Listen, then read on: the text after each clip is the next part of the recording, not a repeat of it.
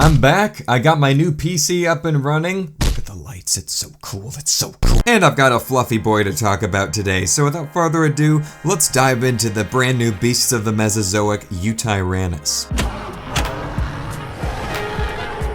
Yutyrannus, the dinosaur that, after discovered, gave rise to every large theropod depiction north of the Mississippi having legal obligation to exhibit several thousand layers of feathering. You remember the days when T-Rex looked like the average sparrow from your McDonald's parking lot? Seriously though, it feels really great to finally have a great depiction of this animal in my collection. It feels like a really long time in the making. And no, I'm not a fan of the PNSO one. Fight me. The sculpting on this one is really well done. It's a mixture of digital and physical sculpting, if I'm not mistaken. The feathery coating, which Yutyrannus is known for, is present and nicely done for the most part.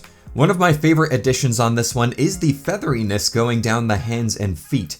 He's got little mittens and socks going on. He's ready for the winter. Look at him go. And speaking of the hands, I love how large they are. The arms are super fun to pose around on this one and give it a ton of expression. The hands are so big and burly and tipped with these massive claws, like he's always ready to give you a bear hug of death. The head on this one captures Yutyrannus extremely well. The snout is a bit longer than most depictions of Yutyrannus I'm used to, and just in general the head is a bit large compared to the body, but it's barely noticeable. I love the piercing blue eyes on this one, contrasting the rest of the color scheme, which is based off of the stellar sea eagle, which I predicted way back before this one was revealed. Like, I don't know guys, I'm just built different I guess, like, get diffed. Get dunked on. But yeah, stellar sea eagles are cool and colors look good on fluffy Allosaurus man, so is a win in my book. The articulation on this one is way more enjoyable to work with than on the big T-Rex, which was to be expected since it's like a third of its size. The limbs are all fairly easy to manipulate. The torso has some really nice up and down to it.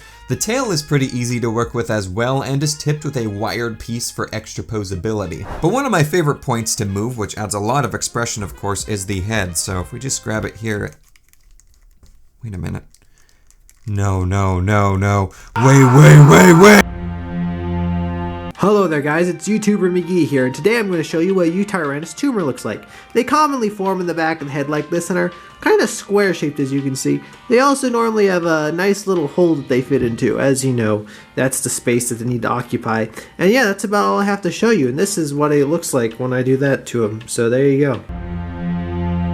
Yeah, upon opening this one with my friends, we were all shocked to find out that the back of the head is glued to the neck sleeve. We initially assumed it was a weird factory error, so all of my friends minus myself broke theirs free of its glue prison, only to be greeted by a square peg on the back of the head that locks into a square hole on the inside of the neck sleeve. And as someone who intricately studied those shape toys as a kid, I hypothesized that this was intentional design to prevent the joint from moving at the base of the head, even though there's a neck joint present inside? But why? I don't know, it's really weird to me, and was kinda disappointing after assuming this joint was movable for so long. That being said, the range of expressiveness you can get out of the head is surprising thanks to the flexible neck sleeve, so as time goes on, it has bothered me less and less. Now, accessories! We've got 3 pairs of feet total, we got a pair of standing legs, we got a pair of articulated legs, and I'm too lazy to show them all off, so you're gonna have to use your imagination. And then we've got the base. The base on this one is actually a section of the big T-Rex's base with a tiny rock that clips on the side to help cover up the smoothness there. I love the paint job on this base. I think it looks great overall.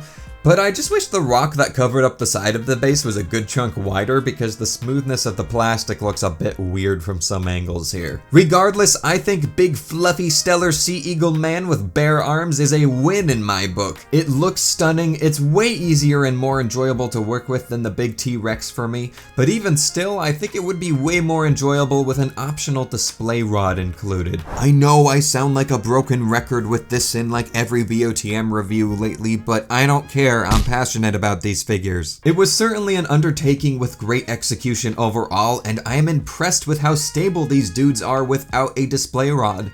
But having the option included so that you could choose to use it or not would increase their potential tenfold in the long run. These figures are investments, they are expensive. and having that peace of mind to get the max amount of versatility out of them is very important in my book. In case you're wondering how big this dude is, he's just about 15 inches long and 7 inches tall on average. Dimensions are gonna change as you move his joints around. And for a quick comparison, uh-oh, Yutyrannus, you've angered the Yishan Formation's deadliest opponent. Dailongzilla has arrived. And Jeff Goldblum. But yes, I greatly enjoy this one. In comparison to the big T-Rex, it is an absolute pleasure to work with this one articulation-wise, and visually it's just stunning as well. But yeah, thank you all for watching this review. Let me know what you think of this fluffy boy down below if you have him, or if you plan on getting him at any point, and I'll catch you all in my next review. So take care, and bye-bye.